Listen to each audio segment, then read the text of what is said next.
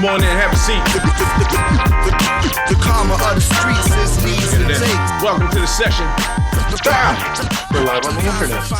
We are live on Twitch, live on Facebook. This is Tribal Mischief Podcast.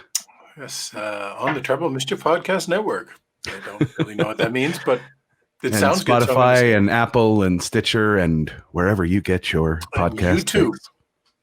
Yeah, that's right. We're on YouTube too. Spent like 12 hours editing that thing. Well, that was a little recap of last week with Adam Ezra of the Adam Ezra group, adamezra.com. Definitely check him out. That was an amazing first podcast for us, an amazing first guest. And, you know, started what's going to be a tradition of difficult conversations, I think. Challenging conversation. That's probably a better It's usually what we do.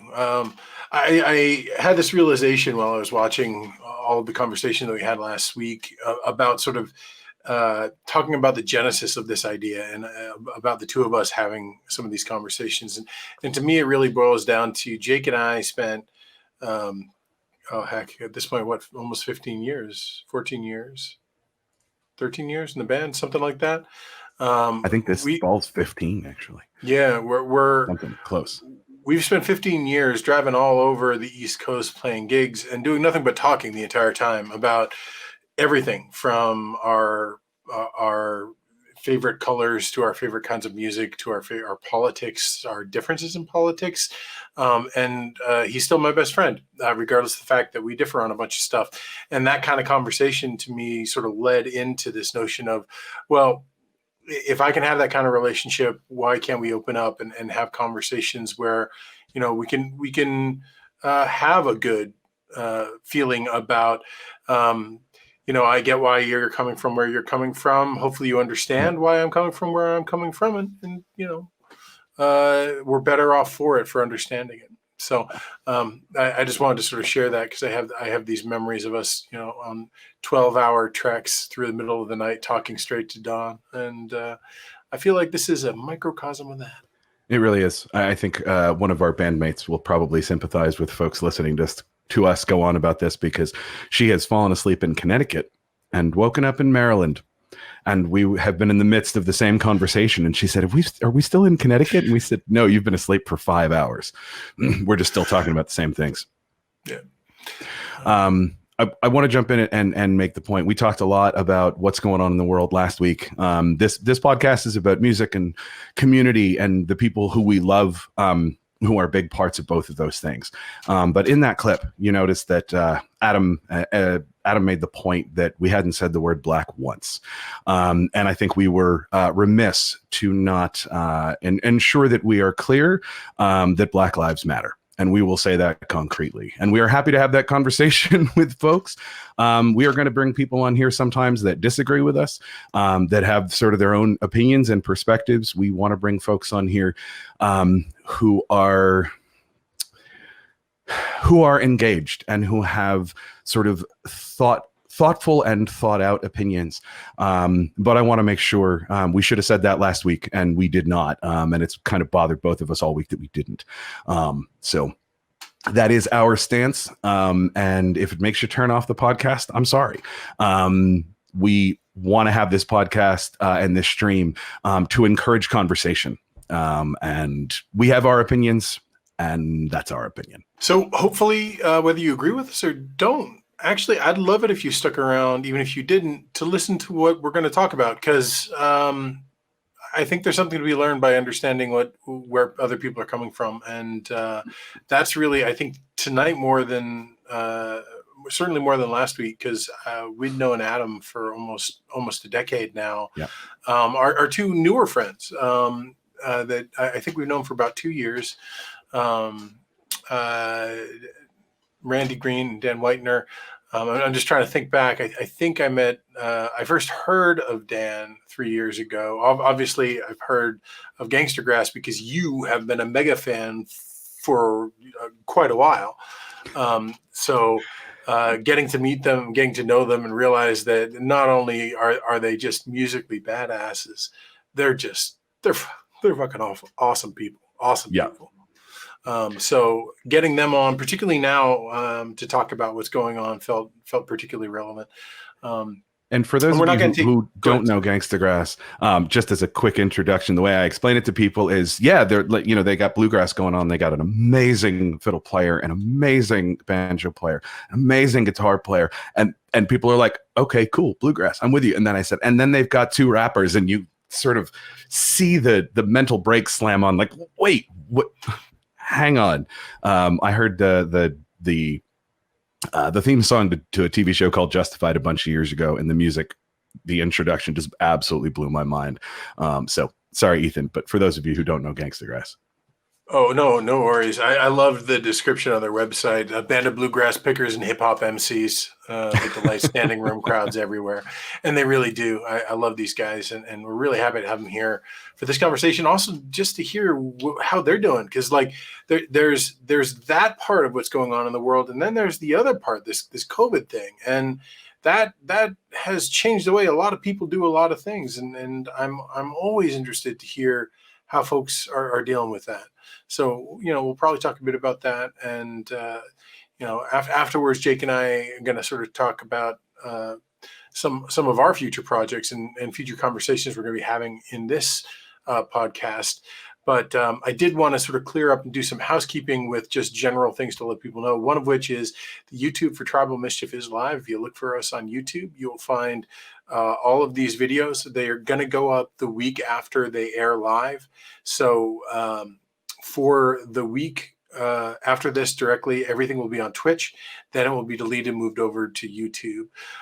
We are now on iTunes, Spotify, Google Play, and Stitcher with the audio podcast.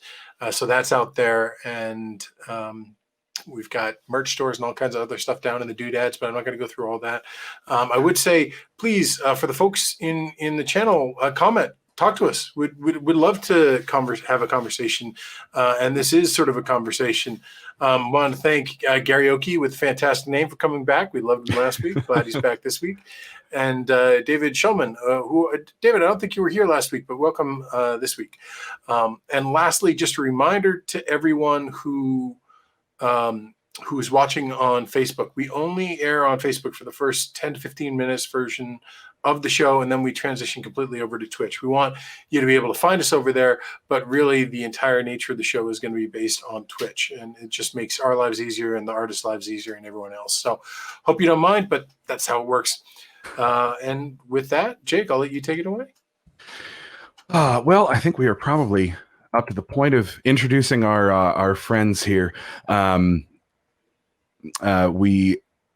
We had invited our first guest here from Gangstagrass. He's one of the MCs, and he's got himself in our broadcast booth as Super Tribal. You may know him as RSON, the voice of reason.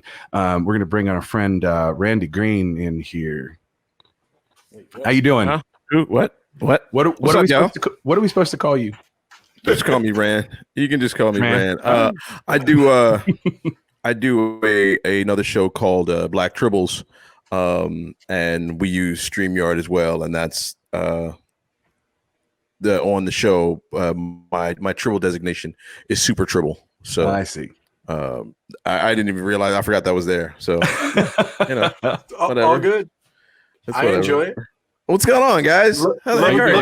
I love a good old school Star Trek reference. I'm down. Oh man, dude, we put that together. Oh God, 9 years ago. 9 years ago. It'll be 10 in April. I actually started Black Tribbles and joined Gangstagrass in the same month. So it was 2011 on there. April 2011 was fantastic for me. That was the joint. That's awesome. Awesome. And I know you've been to Folk Alliance, which I think is where we met for the first time. Yeah. I don't know if you've ever been to NERFA. No, I have not been to NERFA yet. I want to go though. Dan's always raving about it. Yeah, we'll talk more about that. Folk Alliance. At this point, Dan and I have to it's kind of like a Mormon thing. They give us a book that we have to hand out. Of course. If you don't convert 5 people, you're out. Is that right? I don't know if you've met. I know he goes to Folk Alliance every now and again, but Folk Alliance is this giant 2,000 plus person event where NERFA tends to be more digestible in like the 600 to 800. Ronnie Cox, the musician? Yeah. Yeah. Oh yeah. And you know he was one of the first red shirts on Star Trek back in the Yeah, day. man. I saw him. Yeah. It was like, wait a minute. That's Ronnie Cox. Hold on a second. You're the guy that tried to kill RoboCop. I know who you are. Yep. That's right. Yeah, man. Yeah, Ronnie Cox was the best. I love that dude. Yep. Yeah. Blew my mind the first time we met him. I was like, wait, what? Hold on a second here. He's a good guy too. Yeah. Very cool dude. Very cool dude. Randy, we should say you're who I wanted to be when I was a kid. You're in a really kick-ass band, and you run a comic book shop. Like Your standards are low. My standards occasionally are low, but I still feel like you're very lucky. I am very lucky in all of that. The store I work at is a store in Philadelphia called Amalgam. It's a comic book store and coffee shop. And it's just the best place in the world. I love it to death. And I miss it. You know what I mean? With everything getting shut down and all, you know, we just kind of reopened last week. And so we're just waiting to sort of transition back into, you know, getting books back in and that kind of thing. I miss comics. I really do miss comics. I've been in this comic stuff since I was 5 years old, and you know, been doing comics retail for what year is it? 2020? Yeah, I started about 97 up at Penn State. So, you know, off and on for about the last 20 some years. And I love it, and I miss it so much. God, I miss it. I love that my interactions with you now mostly are through Facebook, which usually means that we're either talking about comics or arguing about comics. And I love it. Of course, man. Of course, dude. If I didn't have things to do, I would be on here all day in like 19 different comic book arguments, most of them about Superman. But yeah, and I'm like, I don't care. Sure, why not? I could talk comics all day. Are we going there? Are we going there? Are we going there? Are we? Because this is New 52 Superman of China, right? I like yours. Here's the thing. I'm a big guy. This is the only one I can find that fits me. But bro, I got you. For those of you in Radio Land, these two gentlemen are rocking the Superman t-shirts right now. I got you. I'm gonna send you a couple of links. I got you. I'm gonna take care of it. We got this. But I have to say, Randy, like you have definitely, like, I now associate Superman with you. Like I was in Israel on my honeymoon a few months ago, and there were, you know, these, you know, touristy t-shirts, and there's one with the Superman logo on it, and it says Superman in Hebrew. And what I do, I took a picture and I sent it to you. Yes, you did. Yes, you did. That's right. I forgot about that. Yeah. Oh, by the way, congratulations on that. On getting married, dude. That's awesome. Thank you very much. I'm very, very happy for you. Yeah, man. We're like I said, man, I'm like the luckiest dude in the world. I all of this, like Amalgam and Black Tribbles and Gangstagrass, it literally all just fell in my lap. Every bit of it. And, you know, I've just been sort of pushing along through all of it and trying to do my best in every facet of it, just so nobody is ever like, what the hell are you doing? And sends me on my way, you know? Well, when we were talking about having this conversation, we wanted to bring Randy on, given everything that's going on. Again, for those of you out in Radio Land, Randy is a black man. He lives in Philadelphia, which has been a site of a lot of what's going on. And we also love one of his bandmates, Dan Whitener. And we said to Randy, we gave him a shout, and we said, you know, we want you to really have the mic for this conversation. And we love Dan, and we know he has a lot to say as well. And we said, but we don't want to take the mic away from you to it. We don't want to dilute your message. Are you okay bringing Dan on? Because Dan is, you know, the banjo player and therefore the white dude in the band. And can we bring him on? And Randy was like, absolutely. He's like, I actually probably don't want to do it without Dan, because Dan grounds me and kind of, he gets me. And so we want to bring on Danjo Whitener now. Hi, baby. You can't say stuff like that and then bring me on. Come on, man. I'm having a moment here. That's rude. Okay. Anyway, hi. How you doing? You know, I'm good. I'm real good. I'm happy to be here with this conversation. I'm really happy to be a part of it. It's good to have you guys, and I think you know, Randy, the Facebook videos that you started posting a couple of weeks ago, like I've probably listened to those first two in particular, like a half dozen times each. There's just so much honesty, just pathos. You get across where you're coming from in a really wonderful way, and I just wanted to say I appreciate that. As the white guy that's trying to figure out how best to be an ally and a friend to my friends that are dealing with stuff that I've never had to deal with. Like it helped to provide some context, and thank you. No doubt, man. No doubt. And the thing I've been telling a lot of people, because a lot of my homies, a lot of the brothers have been like, look, man, I'm tired. You know, they're very, very tired. And, you know, this whole thing has been stressful for everybody, and just a whole lot of stress. And I dig that. I totally dig it. And I've been telling people, like, look, if people are coming at you with questions, they got it, like, send them to me.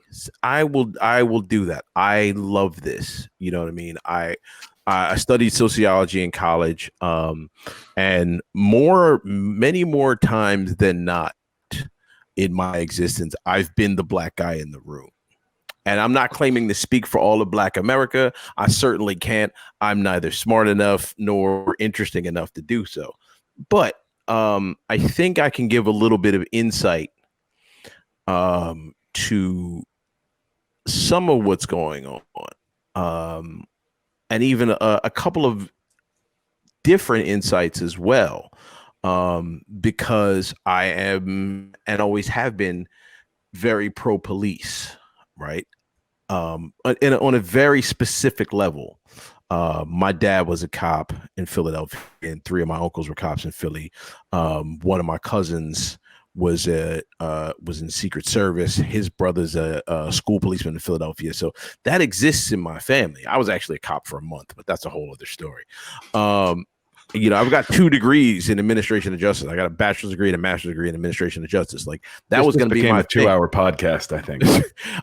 And so, you know, existing in that realm and being able to sort of see it, and then existing just as a black dude in America. And, you know, I've been pulled over. I've been stopped just randomly. Listen, we got stopped 2 times. Yeah. Like we were driving for hours, and then we stopped, and I started driving, and 5 minutes later I got pulled over. Twice. Once in Michigan and once in, what was that, Illinois? In Illinois, yeah. We were in Illinois. We weren't even in Illinois for 5 minutes. It wasn't long enough for you to get pulled over, but they did it anyway. It was ridiculous, man. It's ridiculous. Jesus. And so, yeah, I get all of that. I understand all of that. And it's just like, you know, my dad had to talk with me. And, you know, as a cop, he was like, look, it's crazy out here, and you need to be very careful. And, you know, if you get pulled over, you know, you keep your hands on the wheel, you yes, sir, no, sir, that kind of thing. Like, because I don't want you, you know, I don't want to call saying that you're dead. You know, I don't want to get a call saying that you're in the hospital or you're locked up somewhere for something. I don't want that. Like, just do, you know. And I've had the same talk with my oldest son, my son Aaron.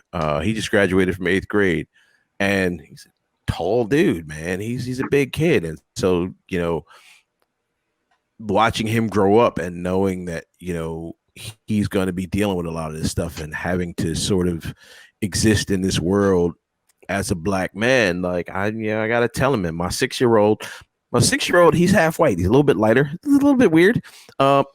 He's a weird kid, man. He's a weird dude. Look, here's how weird. This is how weird. He's not watching right now, is he? No. This is how weird my son is. I'm going to put this out to the world. My son, my 6-year-old son, Alexander, doesn't hate Donald Trump. He's like, he's a nice guy. I'm like, all right, dude, you'll figure it out eventually. But I went through the same thing. Like when I was a kid, I thought Reagan was like the greatest dude in the world. I was like, he's such an interesting dude. Like, oh my God, he's so charming. Now, in comparison, you know, Reagan, it may well be, you know, Nelson Mandela compared to Donald Trump, but still, Low bar. You know, I'm like, you know what? You'll figure it out. I'm not even. I tell him what's going on and just sort of let him know. But you know, existing in all of this and having been able to travel a lot of the country and you know some of the world and existing in a lot of very white spaces as the lone or one of two, maybe three black guys, it's one of the things. I'm used to it. I'm like, whatever. It's nothing that new. Dolio and I when we were in Germany a couple of years back, we're doing this festival, and Dolio and I were walking through, and this 15-year-old German kid was like, excuse me, I was just wondering if I could touch your hair, please. And I was like, sure, whatever.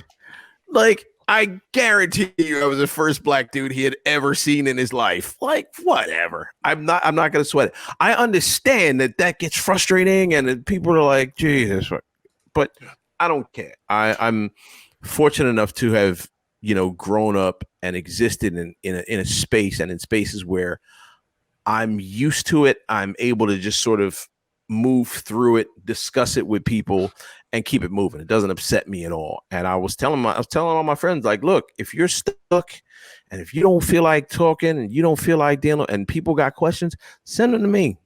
I got you. I will take a little bit of this for you. And you know, that's what I do. Like, why not? Why the heck not? Can I jump in and ask a question here? Yeah. So, you know, been having a lot of conversations with friends on the right, friends on the left, especially in the last couple of weeks. Excuse me. And there's the argument that I've heard against systemic racism is that you talk about having the talk with your kids. And the argument that was posed was, well, I mean, they're just being set up to not trust cops. And, you know, cops are looking at statistics or what have you to not trust black men. And so is it maybe not systemic racism, but, you know, kids are being set up not to trust cops and to be anxious and jumpy. And I really was looking forward to this conversation with you because I don't have an answer to that. And I kind of like, I see this is someone who's trying to think through this and trying to understand it. And I didn't have any kind of answer for that. So I was looking forward. Thank you for bringing that up. And I figured we'd get there. I was interested to hear your answer to, you know, somebody who's trying to understand it and say, well, aren't these two sides sort of being told and taught to expect that there's going to be problems? And then of course, everybody's anxious. Well, here's the difference. And it's one of the things that I bring up, again, when people discuss, you know, the same thing with when they talk about black on black crime, right? The difference is when you talk about, you know, when you talk about the police, the idea, what's supposed to be the idea is that if there are problems, there's supposed to be a group of individuals that have been trained and have learned to deal with problems, right? So you can't talk about black on black crime because the people that are committing crime against other black people, they're criminals. I'm supposed to worry about criminals. I'm not supposed to have to worry about the police. That's the thing. That's the difference. The difference is the idea is that the policing exists so that when the bad guys do things, there is someone that will help you from the bad guys, right? Mm-hmm. Right. So if I got to worry about the bad guys and I got to worry about the police that are supposed to help me out against the bad guys, I need to prepare myself for that. And I need to prepare my kids for that. Cause I've told my son, like, look, I don't want you out here in the streets with none of these knuckleheads. You know who you're supposed to be. Right. I tell them all the time, like, look, we're the good guys. This is who we are. This is how we behave. This is how we act. We're the good guys. Right. And so I don't have to worry about that from him. I don't have to worry about him. I have to worry about, yeah, there's criminals out there, and I don't want you getting jacked for your sneakers or anything like that. But I also don't want you getting, just stopped on the street because you happen to be standing there brown. You know what I'm saying? So yes, I have to have both of those. I have to, have both of those conversations with my son. And that's where the difference lies. Like, I shouldn't have to have that conversation, but obviously I do.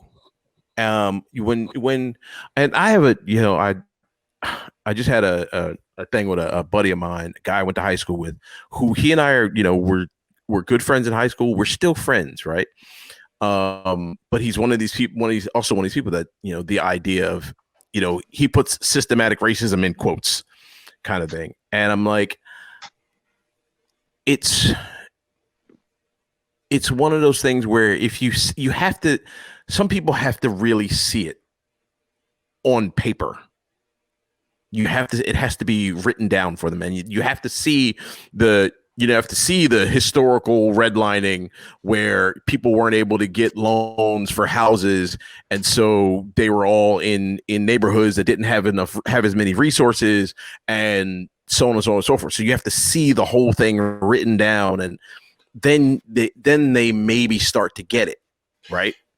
Yeah. I think as a white guy, one of the things that just in this decade's world of school shootings every week and church shootings and all of this stuff, to see literal crazed sociopathic white guy after white guy with a AK-47 being peacefully brought in time and time and time again, and then to see a guy selling a cigarette on the street getting killed.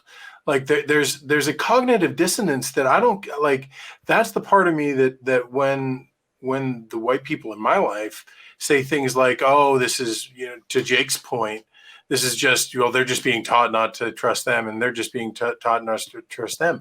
Like, that's not being taught anything. That is, to your point, these are people who are trained to deal with very specific problems to de-escalate, and have chosen to go in the other direction. And yeah, I don't know. I'm sorry. Yeah, you're right about you're right about that.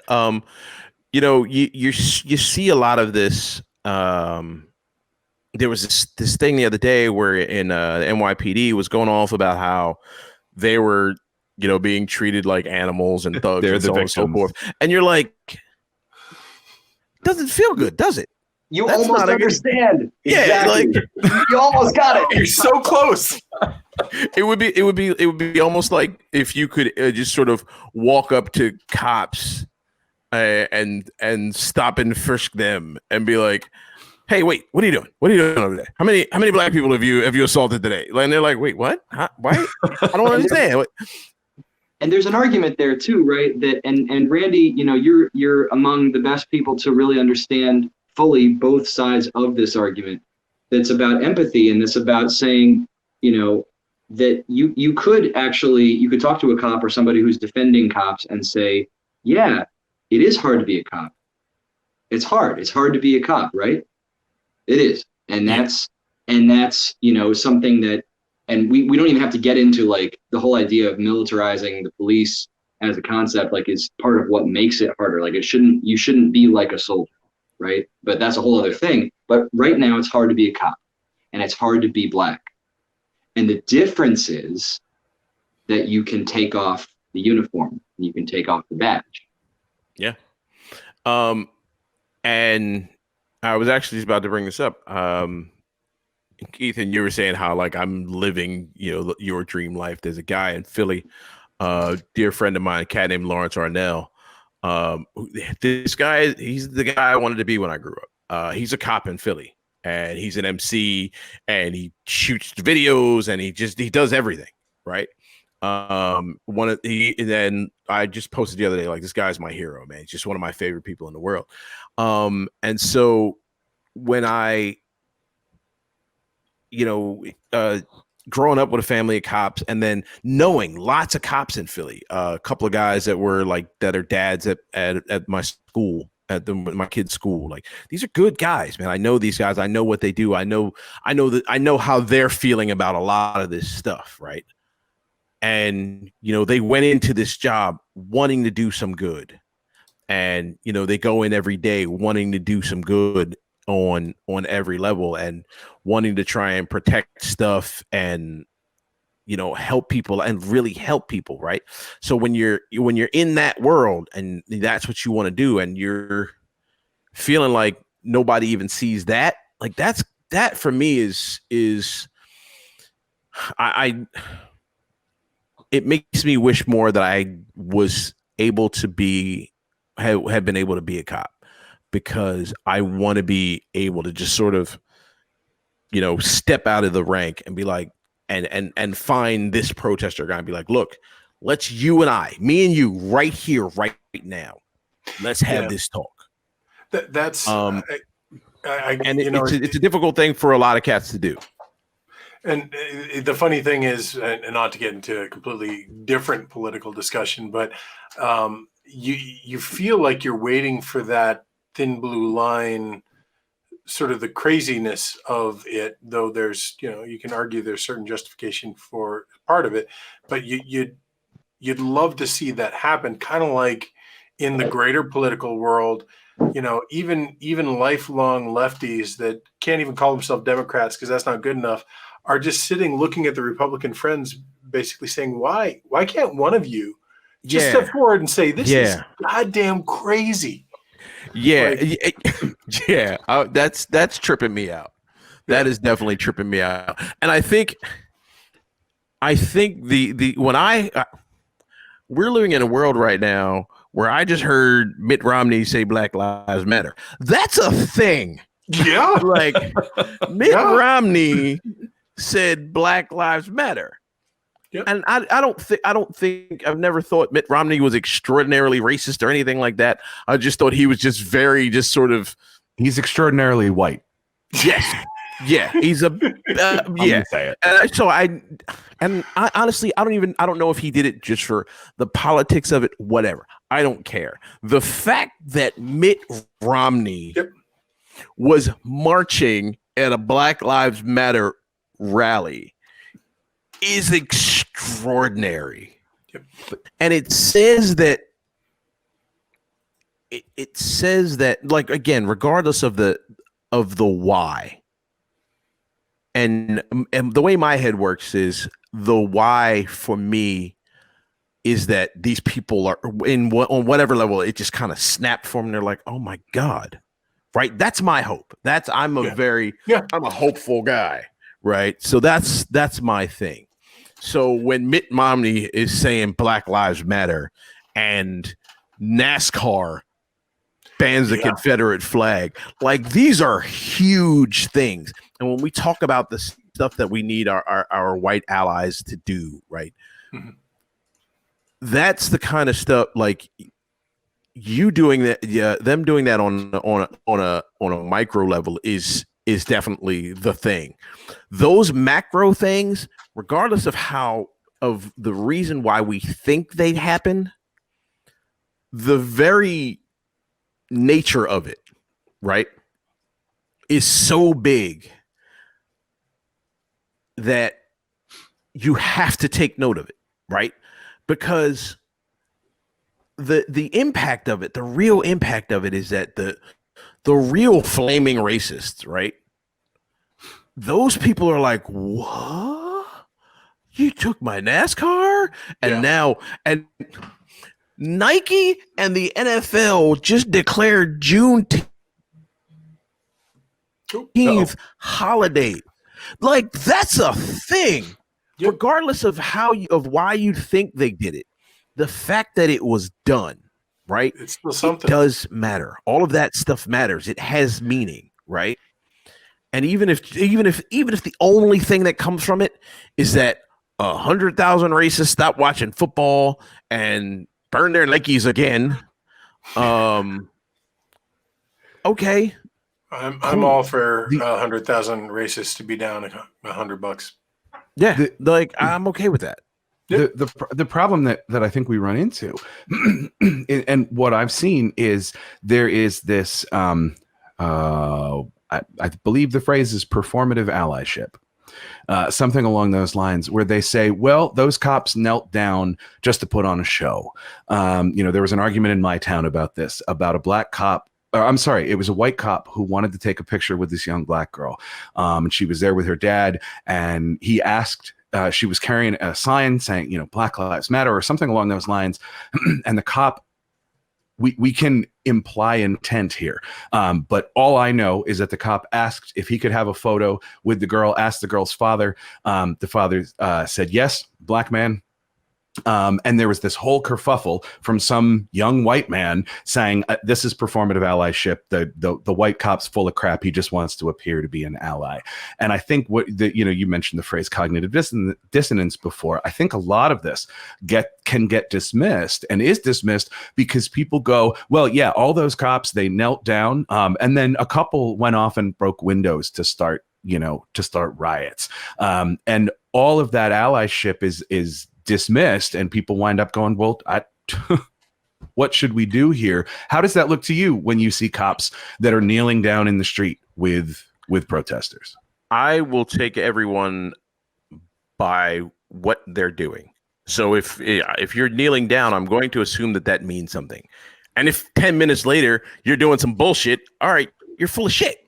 Right. But if that's in your heart, then I can't take that. I can't take that from you and say, well, you were full of shit when you did. I don't know that. I don't know that. None of us know that.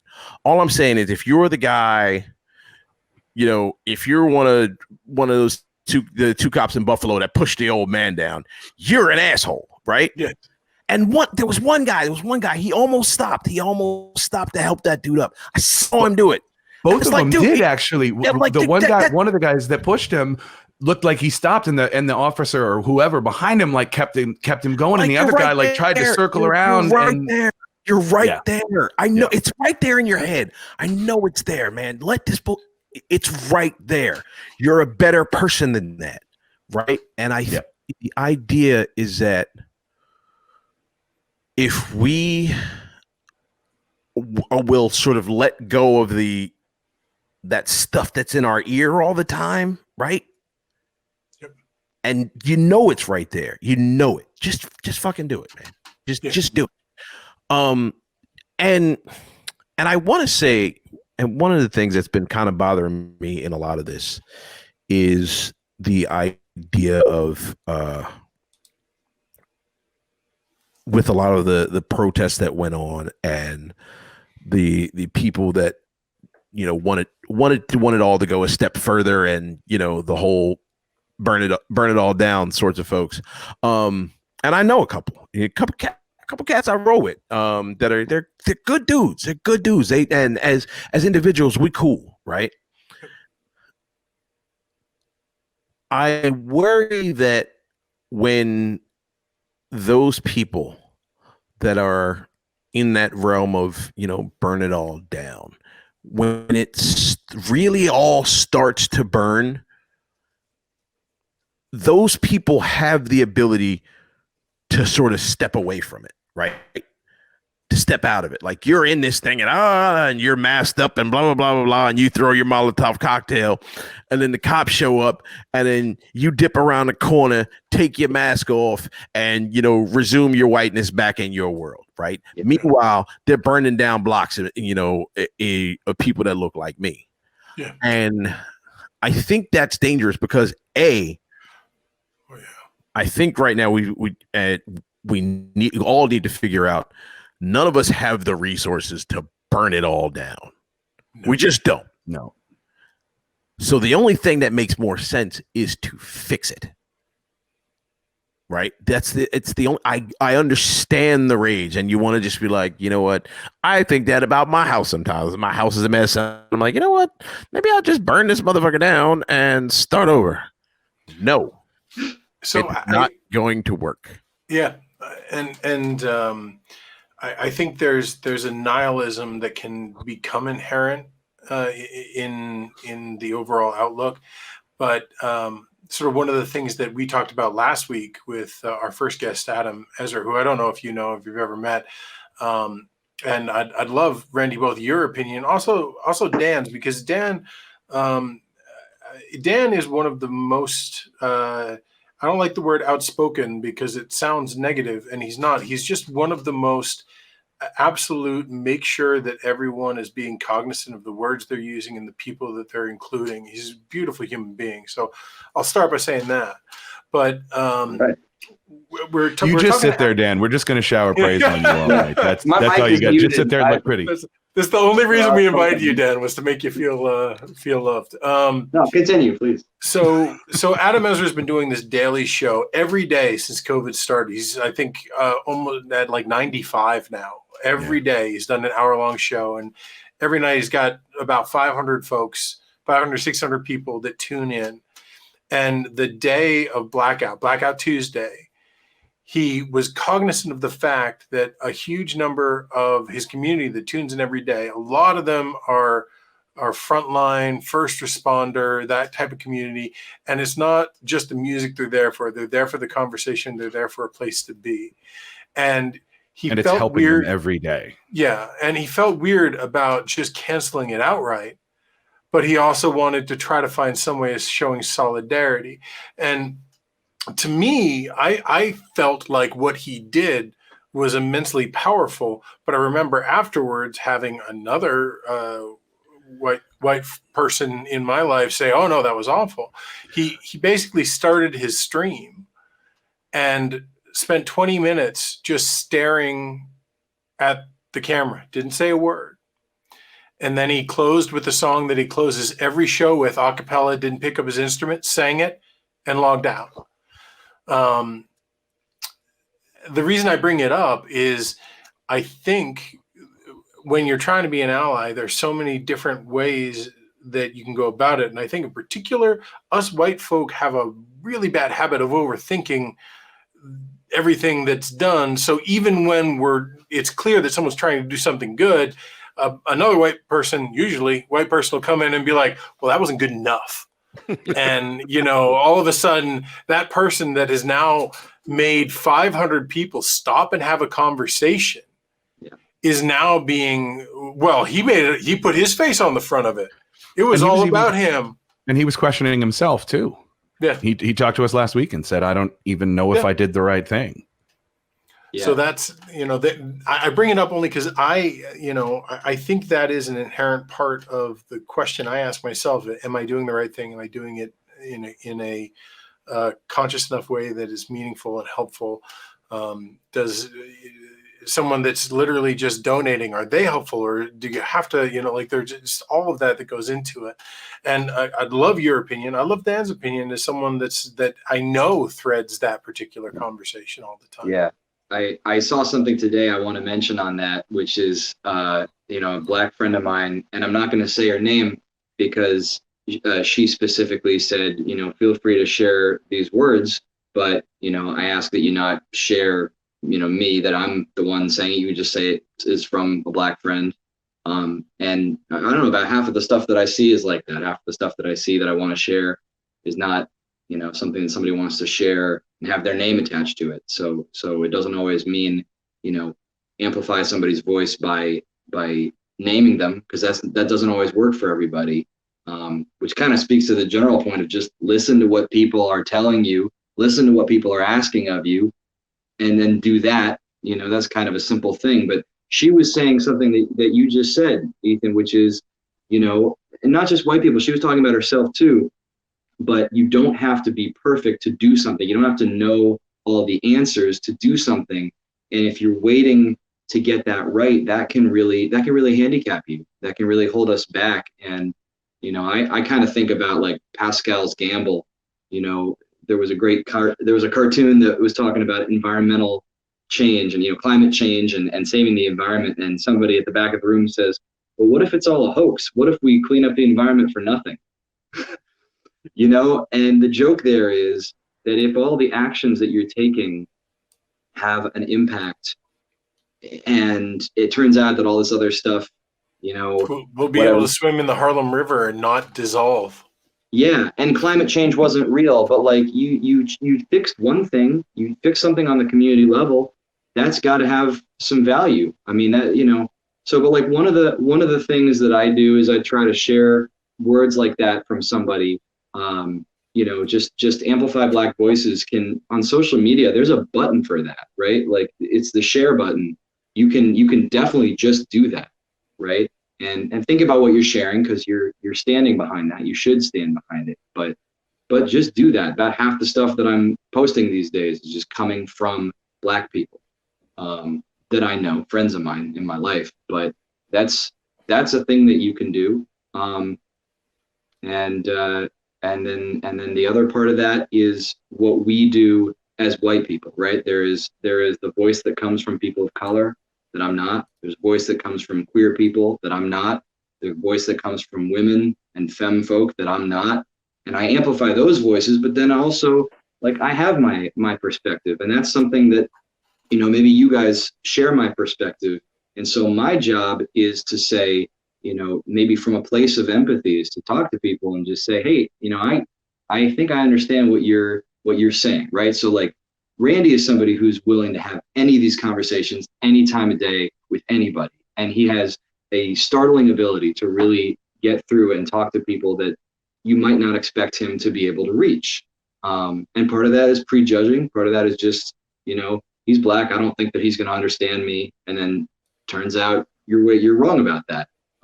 But I know that I have a certain power in my voice that is just, I'm a white person. And if I'm talking to a white person, there are places that I can go in that conversation that Randy is probably not going to be able to go there, going into these, into white spaces, right? So it's kind of like, how many jelly beans can fit in an empty jar? None, because if you put a jelly bean in an empty jar, it's not an empty jar anymore. So can Randy go in a white only space? Not really, because then it's not a white only space. And so there are these conversations that we can have, and we have to have these, right? White people, men, anybody, where if you're in a group of power and you look around and you realize, like when Randy looks around, he realizes, I'm the only Black person here. If I look around and I realize there are no Black people here, that's a time when we have to really look around and not just, it's easy for me when I have Randy. You see, Randy's with me and I'm like, all right, cool. Well, there are at least a small number of Black people in this room. And that's going to change the tone a little bit, right? And I'm glad that you guys had both of us on this show. I really appreciate that. But if he weren't here right now, the three of us would be having, hopefully, the conversation that you had last week, right? Hopefully that. And that was a great conversation. I watched that and I appreciated it. I really did. And it made me feel like this week's going to be good. Of course it's going to be good. Randy's here. I'm here. You're here. It's great. But the kind of conversation that we have when, like that, maybe that's what helps it not be performative, is that we're not performing for, we're not performing for Randy. Like if Randy's not here, we need to be holding ourselves accountable. And it's not about just have Randy on the show and, everything's going to be fine, because it's not that simple. Yeah, no. Yeah. And that's, not to jump in too much, but one of the, Dan, you and I work in that Northeastern Regional Folk Alliance organization. And one of the conversations we have all the time about programming, what we're trying to do is this is a very white community. And, I know you and I are really desperate to open those doors wider. Like there needs to be more people of color. There needs to be more people of different ages, of different backgrounds. But at the same point, you have to, you have to invite them in, but you can't also invite one person in for the sake of tokenism. Yeah. That's just it backfires. It makes that person the exotic existence thing. And I've seen it happen in conferences before, where all of a sudden, you are the Black person, and aren't you going to play blues? Are you the rapper? And that's something that I'm always cognizant of, trying to sort of make sure I'm not pigeonholing people. I want one of the things I want, particularly my friends, my white friends, I want you to know, and I've told a lot of people this, like, I don't expect a lot from you, right? The only thing I expect from any human being is to be as good as you can possibly be, right? And then tomorrow, be a little better. My man Lawrence, I was talking about earlier, he's got his motto is whatever you do good first. And I think if you just sort of look at that, right, and you recognize what good is, good is not denying people loans because of the color of their skin. Good is not, denying somebody a job, but not because of the way their name sounds, right? Yeah. That's not good stuff. But that doesn't exist. Right? I mean, come on. You're right. That's all made up. And I just jump in because that's the argument. I was having that conversation this week, and they were like, "Yeah, but that's not really. It's not really there. The problem's not there. Like I can't prove that it's there." And I'm always fascinated by that. I'm like, I mean, I guess if it's not happening to you, right? It'd be like me saying there's no such thing as periods. Yeah. Like I've never had a period. What are you talking about? Those things aren't real. What are you talking about? Ethan, that goes into every snippet, every show highlight, there, man. Like you've just nailed it. Because now now it's not 4 white guys here, but it is 4 guys here, right? Yeah, so, this stuff I buy for my daughter, that's all made up. That's bullshit. And I go ahead, Dan. Go ahead. Well, I want to say I think that's something too that we sometimes, I don't know if there's a particular group of people, but I don't know, a lot of white dudes do this, a lot of dudes do this, and it's kind of going hyper academic in a way that just distracts from what the point is. We could go back and forth and just academically reason out, okay, so do periods exist? Well, does it make sense for periods to exist? I mean, let's really just for a second think hyper focused about biology. But let's also look, I'm not a scientist and I don't really understand it, but I'm going to try to make the argument. Surely we can have, think about ourselves as reasonable people, rational people. Let's just ration this out. I'm intelligent. I'm educated. What we're doing is we're talking about, the not just the biology of somebody who's not us. We're talking about the lived experience of somebody who's not us. And meanwhile, your daughter is just like, okay, I just need you to buy this stuff for me. I don't need you to understand it. I certainly don't need you to explain it to me. Yeah, but I need you to just feel me on this. Just trust me. I have these needs. You don't need to understand what's going on with me to help me. And that's a true thing, I think, with the Black experience. I don't think that we need that the 3 of us here need to get to a point where we're like, I really understand it now. That doesn't have to be the goal. In fact, it shouldn't be the goal, because that takes away from, I don't understand it. I'm going to meet someone. I have a long life ahead of me, and I understand a lot of people, but I'm going to meet someone who I don't understand. And I hope that I don't spend even half an hour just let me think about that. Let me just really figure out first what I think this person needs. I don't need to do that. But there are those of us that meet that person. There are those of us, and I'm going to guess that it's most likely the 4 of us on here, that get into a cab and the driver has a name that I can't pronounce. They likely have an experience that I just do not understand. And there are those of us that are going to say, where are you from, man? Tell me, how'd you get here? I want to hear that story. I want to hear about other experiences. And then there are other people that are threatened by that, and they're scared of that, and they don't care to learn. And it feels like such a big hurdle when there are people that are threatened by the fact that that's different, that are threatened by there is a biology that I don't understand or a color I don't understand. Well, when I get into cabs, me and Dole, we channel our inner white girl so we can get cabs, and then that's an actual thing. That is an actual thing that we do. I wasn't sure if you meant the movie or the. No, we just somewhere in us, we're like, all right, somewhere we have to just sort of project white girlness to see if we can get a cab. And it sometimes it's faster than other times. But just to explain that though, real quick, just in case. You're saying that because, and white people might not understand this, but just to keep it on the 101 level, you're talking about the talk. We're talking about getting cabs. Bruh. Why would you have to be a white girl to get a cab, Randy? Bruh, I ordered a Lyft one time. Ordered a Lyft. I was with a friend of mine.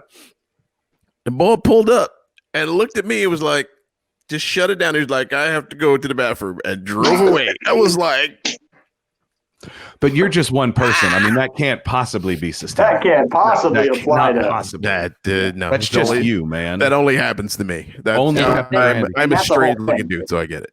Yeah. So the deal is that black people have a difficult time calling cabs because a cab in the old system, cab just drives up to you with your hand up, and the cab says, "Get in my cab."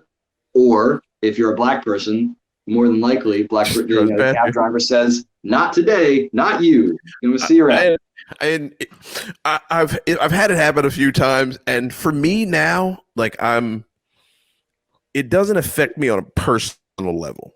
I'm at a point in my life where I'm 46 years old and happy to have made it this far, and extraordinarily happy in the things in my life. So it takes a lot for things to really upset me, but individual stuff like that. Most of the time I can just laugh it off. I'm like, well, all right, I should have expected that. Things are going too good. I haven't encountered any racism in a couple of weeks. Oh, there it is. There you are. Racism. Welcome back. Wait, so you're saying that it happens even if you're not expecting it to happen? It does. I'm sorry. I'm just going to play the voice of every. No, that's fine. I appreciate that. White friend I have who denies the existence of all the crap that you all go through. Bro, I've answered so many of these questions so many times, and like I said, I will continue to answer them. I used to TA a class when I was at Penn State on racism. It was taught by probably the two smartest people I've ever known, my dear friends Sam and Lori. And you get to answer a lot of questions for people and talk to a lot of people, and hopefully you have some sort of impact on them, right? And every now and again you don't. There was a kid at the end of one semester, and he said the thing that he learned they asked the question at the end. They're like, what was the thing that really impacted you?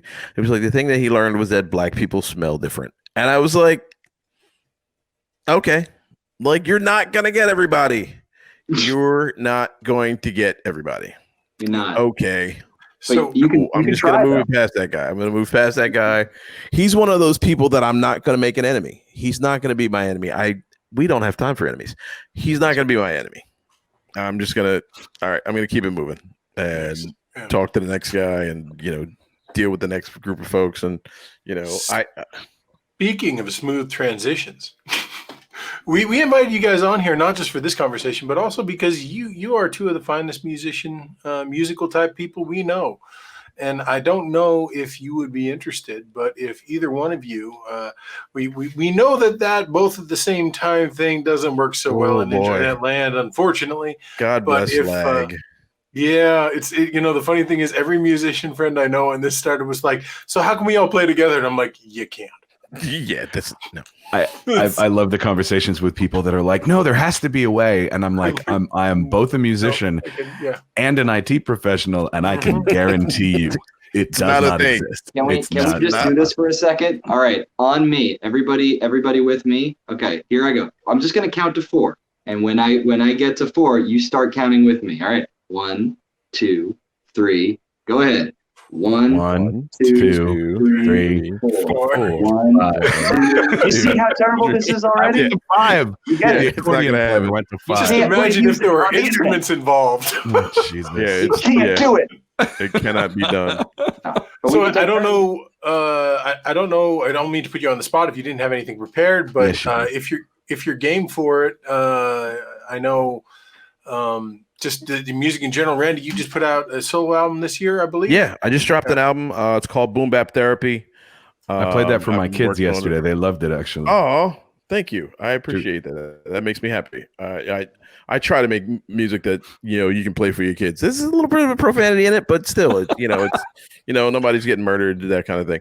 The album Boom Bap Therapy just dropped. It's 3 years in the making. BoomBapTherapy.com, I think. Yeah. Yep. BoomBapTherapy.com. There's also a link for there on my EP, The Art of Words, that came out in 2017. You can check all that stuff out. That's actually streaming now. I'm the most caveman dude in the world. That's the first thing that I've got actually streaming, which is amazing. But yeah, that's out there in the world, and cats are digging it. So I'm really happy about it. I'm really happy with it.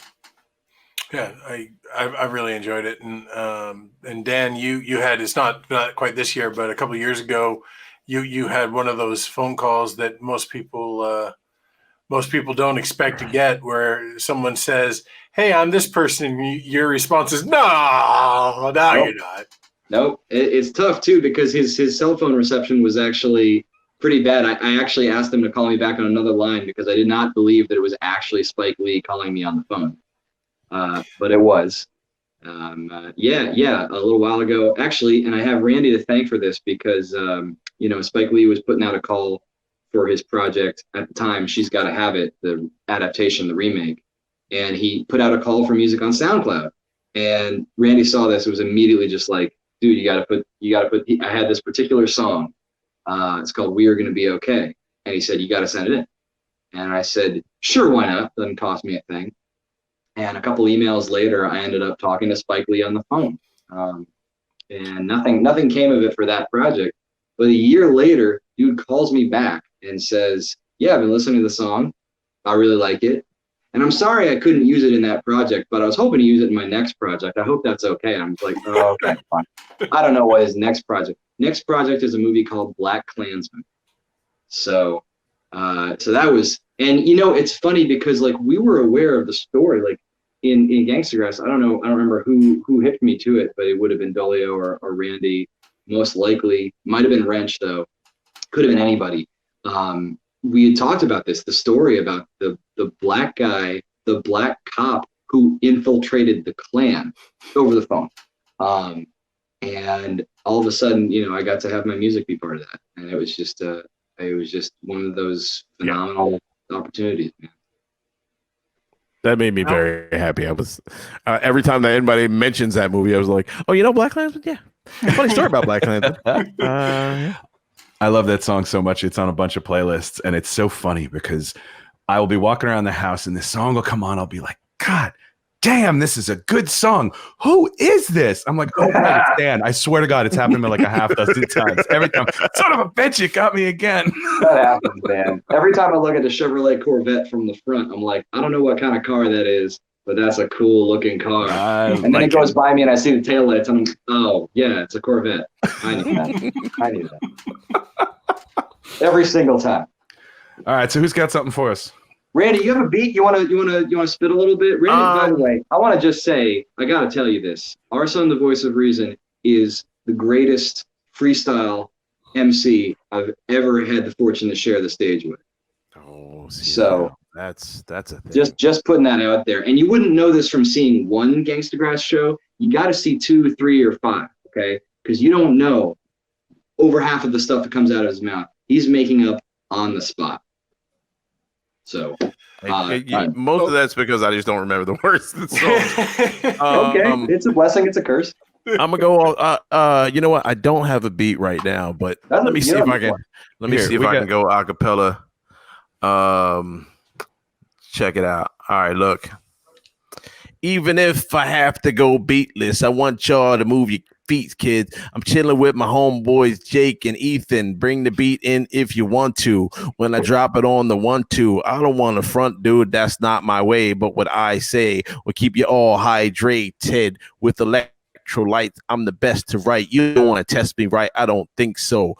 Don't move slow. I have to move quickly. Come and get with me. No, I'm not jiggy. I don't have jewels and I don't have gems, but I get up in your mind and I come out like flimsy. I'm one of them's, all of my peoples. I keep it with all my squad and we keep it equal, never evil. I'm one of the good guys. S on my chest, so you don't want to try because you don't have no kryptonite. You can't blast me. I move like the fast G. Go right past G. Oops, I meant you. See what I'm on do. Like I said, when I'm on the 1 and 2, I come through. Stomp the joint. I'm a frustrated nigga like J. Rule the Damager, but I have to manage to keep it cool and calm on the lowdown. I'm about to go down, throw down. Like I said, low down, call by Skags. Me and my peeps say peace to my dads. The styles that I have is heavy like a bag of weights, and of course I roll out like the greats. Black Thought, Chuck D, KRS, all the best that I represent and rock for when I come through the door, kicking in like Biggie. Come and get with me, whatever your city. I don't have a trigger B, I don't pull guns, but I will drop puns like the big one from a plane, get a parachute. Of course, you're going to have to get the boot if you step the ran. Yes, I'm the man. See, my friend Shell said that I had fire bars. I move real fast like I was a fire car transformer. I have to keep it hot, maybe warmer. I'm a kind of get on you. Nah, I'm just kidding. None of that was written. That was taught off of the top of the dome. The voice of reason coming through to your homes. This is why I do what I do. This is why I do what I do. Oh, man, it's been too long. That was awesome. I also that's my skill. That is my skill. That is the thing that I can do. For those of you in video land, I think the funniest part for me was the 3 white guys, like, given the lag, it would have been 3 white dudes off the beat, bobbing their heads to the thing through the whole thing. Oh my God. That was hilarious. Dude, that was amazing. Absolutely amazing. RSON, the voice of reason, y'all. I have to profusely apologize. I thought my mic got muted when we made you this whole thing. So I grabbed the pizza that has been sitting next to me for an hour and a half, and I took a giant bite. And then I was like, wait a minute. I can hear me in the... Oh. No. That's just like a sample, right? So in hip-hop, you got these samples. Exactly, like, man. I just use that sample. Dude, a crunch out of a deep dish pizza, that's choice. That's very good. Yo, did any of you guys see the thing that went viral of the guy that was on the Zoom stream, who was on the Zoom meeting? There were like 9 people in the meeting, and he thought that he had turned off his camera, and they were like, "Wait, where'd he get? What's he doing? What's he doing?" And the guy, like, he walked away, and he comes back with like a thing of lotion and sits down in front of it, and they're like, "Oh my god, he's about to beat his knee. Somebody tell him. About to beat his knee. Oh my god, he's about bro." And like, I guess he whipped it out, and everybody was like, "Oh!" It was hilarious. So make sure you mute your microphones, folks, and turn off your cameras. Yeah, that's gonna make for an awkward back to work scenario eventually. Oh. Yeah, right. When they go back to work, that dude's like, "No, I'm working from home forever." Yeah. I'm not. Are we still doing the social distancing thing? No, I'm just not shaking your hand. Yeah. Right. Sorry. He will be social distance forever. He's like, "No, I'm not coming back to work. Forget it." No. I watched. I mean, the best I saw of that doesn't hold a candle. Is just a woman that was clearly had been playing with like the filters before she got on the thing, and she ends up she's like the vice president of this large national nonprofit, and she pops up as a potato. She's a potato. Spends the I saw that. minutes of the meeting trying to turn off the potato. Yeah. I saw that. That was amazing. Oh, it was, up there with the priest early on. That was, he was preaching a sermon, and he was like accidentally putting filters on the video, and he was getting so mad because he thought somebody was messing with him and like had hacked his video, and he's like ranting against who's doing this, and it was just hitting the wrong filter on the video. It's great. That's amazing. Like every musician gets that though. Like every musician right now. Complete empathy, because what are we all doing, right? Like we're all out here trying to do something, that maybe approaches this, or just we all of a sudden are learning how to use Zoom and OBS and the whole deal. Oh Jesus. We're all doing it at the same time. So we get the potato thing. We get it. So with that being said, Dan, I didn't know if you had something you wanted to share with us. Given that when we first brought you on, you were holding an instrument. I feel like I was. Yeah, And then we ignored him for a little while. So It's all good. he put it It's down. the best way. It's the best way. Eventually, it'll stop. No, I in the band I play banjo, but solo banjo. Ugh. Although I mean, gosh, I could take up the next 5 minutes at least addressing the concept that as the banjo player, I am of course naturally the white guy. Because boy, oh boy, do I have some American history for folks that think of the banjo as a white instrument. for what it's worth, half of the founding members of this podcast is a professional accordion player. So, all right, there's that. There is that, yeah. And that's just white. yeah, There's no way around it. It's Germany, Italy, France. It's just a whole bunch of white dudes. Poland. There you go. Poland also. I'll do a little bit of the one of the songs that we do is actually our first single off of our upcoming album, and it's the album's called No Time for Enemies, because there's no time for enemies. And so here's without any further ado, this is just a little bit of the Nickel and Dime Blues.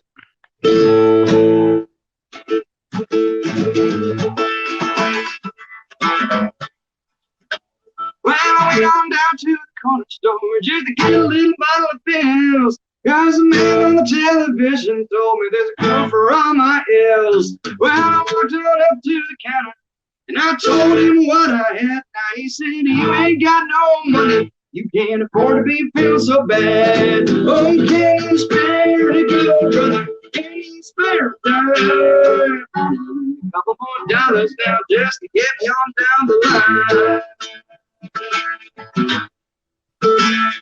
Well, I went down to the bodega just to get a little Mountain Dew. When I opened up my wallet, there wasn't nothing but I owe you. Well, I told my situation. I asked him, what do you got for me? He said, I got this knuckle sandwich, and I'll give it to you for free. Oh, can you spare a nickel, brother? Can you spare a dime? A couple more dollars now just to get me on down the line.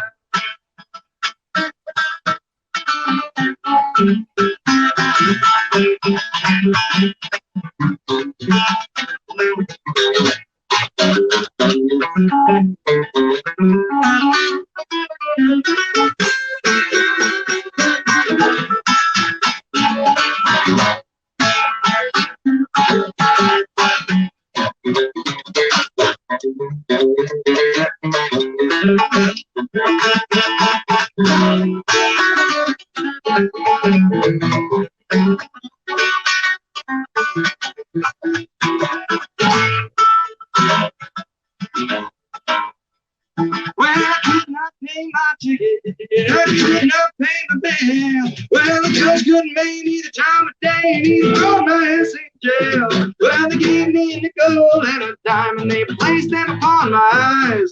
For it cost much more to keep me here than it did to let me die. Oh, can you spare a nickel, brother? Can you spare a dime? Couple more dollars now just to get me on down the line. I said, can you spare a nickel, brother? Can you spare a dime? A couple more dollars just to get me on down the line. I love that record. Dan Whitener, everybody. That was super awesome, man. And just that imagine if we could do both of those things together at the same time. No, that's crazy. That's crazy. Who would do that? I have That's to off be honest. That's off a new record coming. Y'all have a new record That's on the our way? first single. Yes, indeed. The That's the first single off single. the new record. No Time for Enemies, if I'm not mistaken. Yep. Is that Name right? of the album, yeah. When is that dropping? April 14th, I Next believe, was no, this year. Oh, it really? Not April, August. Yes. Yeah, you know. Right. I was going to say, I just read an April. article about, and it said our forthcoming album, and then I Yeah, felt like, wait, I'm- I missed it. And okay. I No, got it's the still attention coming. span of We a- can next edit that single out. It's is- cool. Is what you should look Oh, out okay. for, though. The next single is coming very soon. Yeah. Yeah, man. Yeah. So just so you guys know, and for the people watching as well, one of the things that we're looking to do with some of the artists that are part of our family, of which we consider you guys part of. When you guys have new albums dropping, or particularly new videos, by all means, let us know. Would like to actually start running that as part of a segment on here. Whatever we can do to help amplify you guys. That's our goal. That's why we're here. That's what we're doing. For sure. Ooh, Appreciate it. good to know. Very, very good to know. But I just want to say, I remember seeing you guys at Folk Alliance, and I didn't have the same experience Jake did because I wussed out the last night and I fell asleep. So I missed most of the Caped Randy escapades. But seeing you guys like the first proper time at the Hard Rock Cafe in Boston, you were performing for not a huge crowd, and you brought the A game, and it was I was blown away. I loved Randy, every minute. do we have any other kind of game? Nah, man. Wow. Nah, man. I left the other one at home, I guess. I don't know. I have seen plenty of performers that have B games. There's an MC out of Brooklyn, cat named J Live, and he's got this song called 550, 500, 5,000. And that's the idea. Like, you give the same performance whether you're rocking out for 5 people, 50 people, 500 or 5,000. You know what I'm saying? These are folks that dedicated some time and energy and hopefully some money to come see you. So you really have to give it to them. And there are times when we're tired, or somebody's sick or whatever, and it's like, you know what, I get it, but as soon as you hit that stage, you turn it on, keep it on, and then when you're done, go lay down, whatever. Yep. But and fortunately enough, with this band of maniacs that I get to hang out with, like, every one of these guys is just, I keep my A game up because I got to keep up with these guys, man. I really, really have to keep up with these guys. Everybody in the band plays multiple instruments. They can all sing really well. And, they're all beautiful people anyway. And I'm like, all right, well, let me just rap real, real good. And, just try and keep up. I'm just trying. I'm lucky enough and I'm fortunate enough to be talented at what I do. And being able to do it with this bunch of guys, man, it really does. It keeps my game up. Yeah, you got some people chiming in there on the Suze. Greeting. What up, Suze? Yep. We only got the A game. That's all we have. No, Suze has been a Boston area fan of ours for ever since we were back in Somerville at Johnny D's, man. Yeah, shout out to Johnny D's. Come on now. Oh, Johnny D's. Johnny D's was the joint, man. I used to love that spot. Well, we'll see what's left. Yeah. We'll see what's next for us too. We're always looking for the good new venue. So I know we've been talking about that for the Boston area, but it's a weird new future, I guess. Yeah, it'll be interesting to see what the other side of this looks like. But I mean, there were venues that were making great strides. Jake has a lot of connections to it, but the Burn in Somerville went. Not that it was ever a bad room, but it definitely felt more like you were playing in the back room of a bar. It was like a cover band kind of thing. And in the last 2 or 3 years, Tom Bianchi in particular is the sort of managing person down there has done a really remarkable job of turning it around, diversifying the acts, really bringing the energy. It's now a sound system that I think any musician would be pretty proud to be part of. Yeah. Anyway, sorry. Boston music scene. We have feelings. Dude, I'm scared, man. You know how bad I want to get back on stage. I miss performing so bad. If somebody called me tomorrow and was like, "Hey, you want to try one of these vaccines, bro?" I'd be like, "Yeah, probably. I'm okay with that." But I want this thing. I want this thing to hit. I want it to be like the rubella vaccine. Yeah. Remember when you were like 3 and got your MMR, right? Mm-hmm. There's a couple people that get measles. Every now and again, somebody gets the mumps. You ain't never heard nobody getting rubella. Nobody has had rubella. Rubella ain't showed up nowhere. That's how I want it. I want the COVID zone to be like rubella. I want them to wipe that thing out so I can get back on stage and hug people. Listen, when you can get back out in the street hugging people, I'm hugging everybody. Oh yeah, everybody's getting hugs. I think we're going to be running it during next week's show, but I've been working on. I did interviews with probably about 8 or 10 singer-songwriters and sort of what they were going through in COVID. One of the questions that I asked everyone is, when this is over, what are you doing? And I think I want to give credit to Willa Mamet because I'm pretty sure her answer is, oh, I'm hugging the shit out of everybody. Everybody. Doesn't matter. Everybody. That was like good answer. Real good answer. You know the hug before you get a couple seconds in, you're like, okay, now it's awkward. But just like y'all better be ready for like half-hour hugs. Just carve out some time. Carve out criminals. Bring it in. It's been a long time. Nope. You're not. Yep. You better. Yeah. After 15 seconds, Randy, it just they don't fight it anymore. Nope. They just start crying. All right, fine. It's gonna be one hug. Catharsis. It's gonna be one hug that's 3 months long. You got time to make up for it. There you go. And 9 months later, there'll be a whole new generation born. Listen. That's not how hugging works, Ethan. It's not. Yeah, we're here to drop some science on you, kids. Oh, we had biology. We got more biology. I went to Catholic There's a lot school. to be learned from this podcast, y'all. Yeah. A lot to be learned. Yeah. Well, we don't want to keep you guys all night, but we just thank you, really from the bottom of our hearts.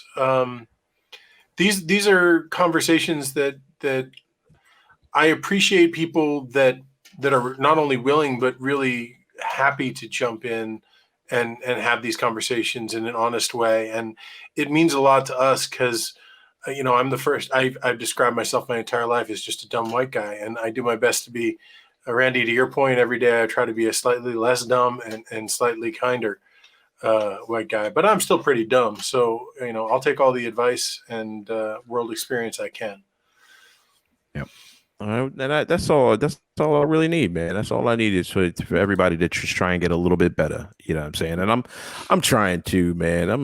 I'm a tremendous knucklehead. Shell, what's up, baby? Oh boy. I'm doing my best to, for all of us for me and my kids especially, to by the time I'm done, I want them to have a better world. And I want them to be trying to make a better world for their kids. And that's all we can do, man. That's it. The rest of it, is bullshit. Yeah, Absolutely.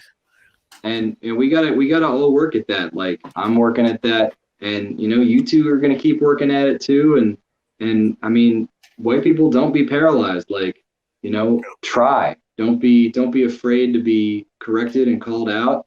And you know what, man, break ranks. Like, I don't want to say it like that, but if loyalty, and we all value loyalty so much, and I think, if you see that cop that's like, I should help that guy, and you see all the other cops be like, nah, man, don't help that guy.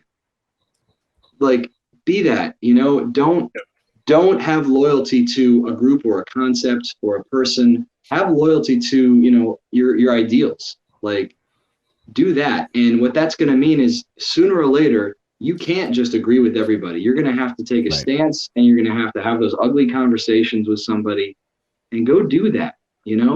Get in there and do that.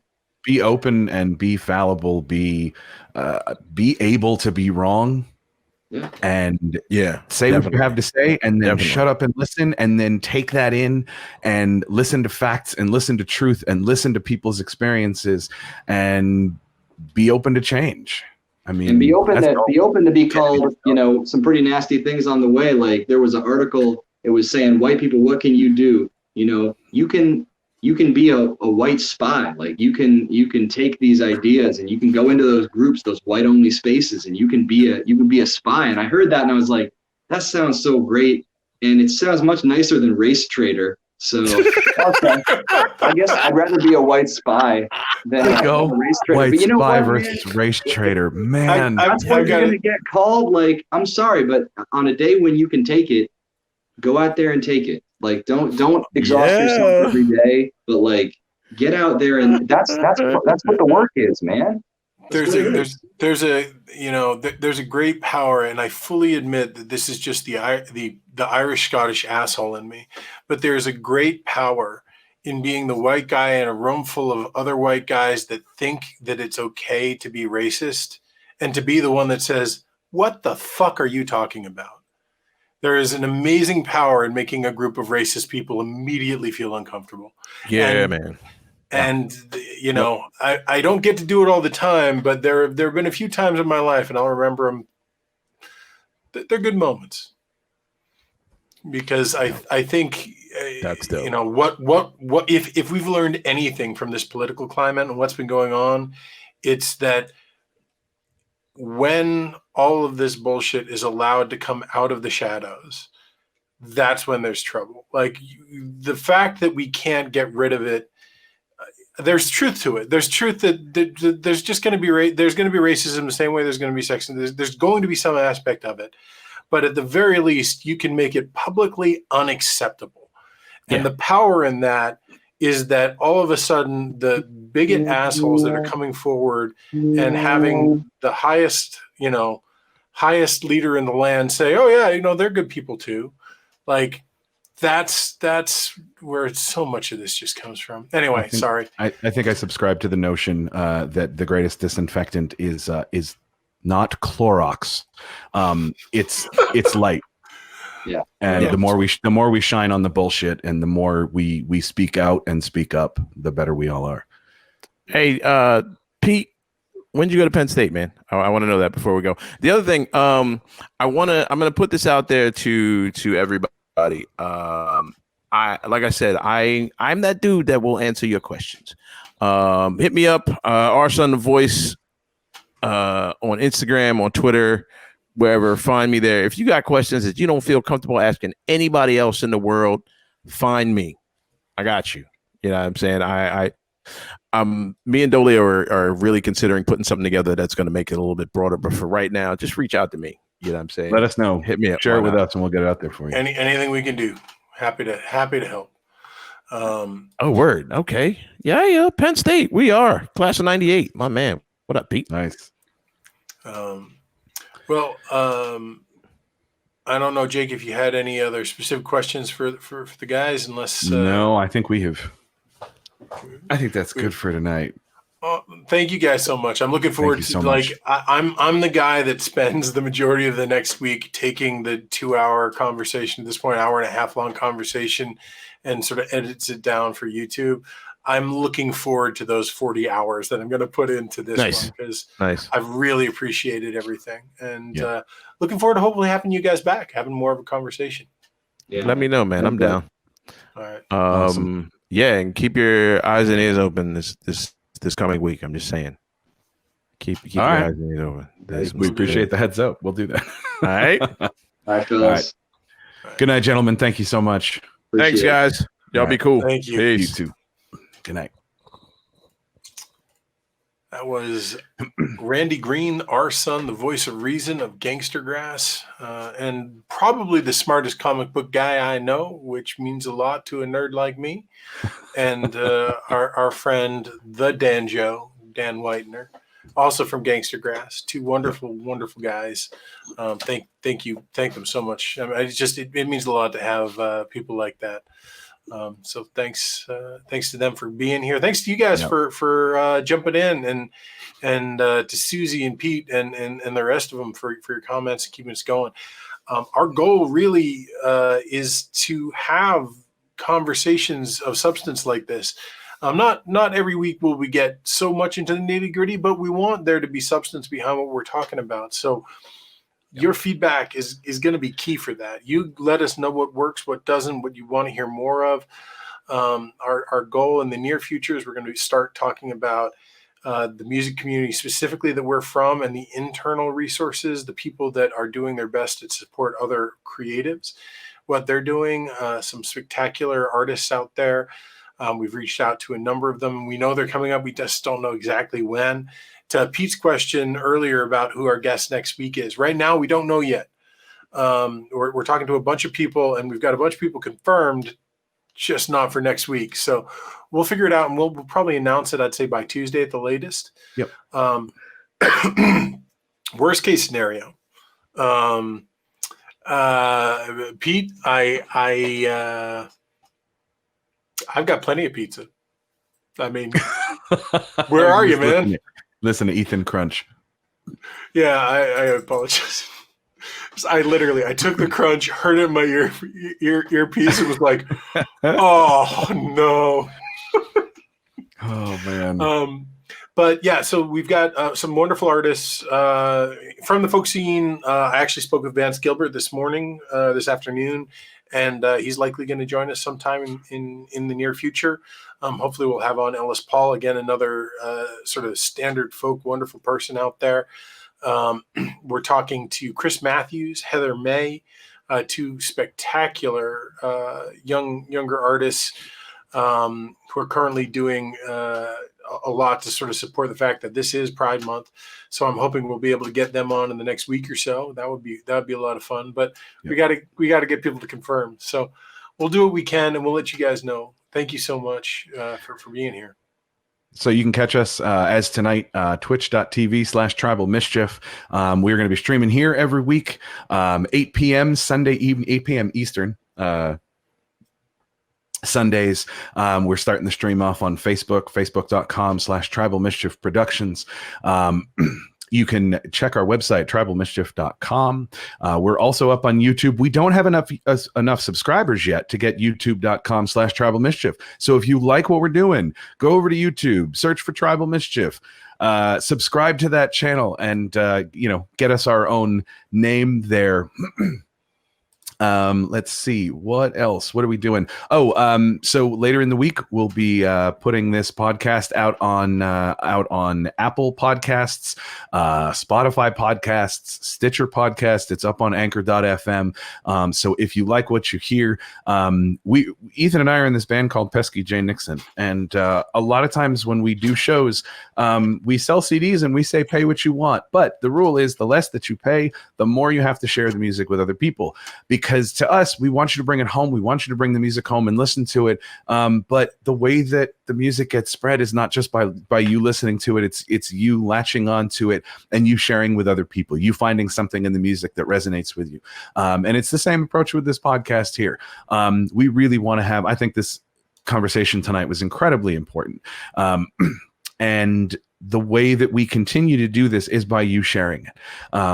And sharing the website, sharing Twitch, sharing the podcast, however you consume this, we can only continue to have conversations with folks that are listening, and we appreciate all of you listening tonight in video land and in podcast land. Yeah, we'll just sort of close it with that. We're still figuring out. We're going to continue to try to make this as positive an experience as we can from a media perspective. We'll be bringing you guys videos and other stuff, but bear with us as we sort of shake through the cobwebs there, or not cobwebs because it's brand new. We build I don't know. Give me an analogy. I lost it. This is why I'm not performing anymore. I got nothing. Anyway, thank you guys so much. We're gonna play the highlight video from last week as we head out, just in case anyone didn't see that. I'd love it if you guys check it out. It is up on YouTube, the entirety of it, and a slightly less cut down version for the people that don't have the hour and a half attention span, of which I'm usually one, so it's cool. I'm not throwing stones. But thank you guys so much. Really, we love you guys. We'll talk to you soon, and we'll see you next Sunday. Good night, y'all. Thank you.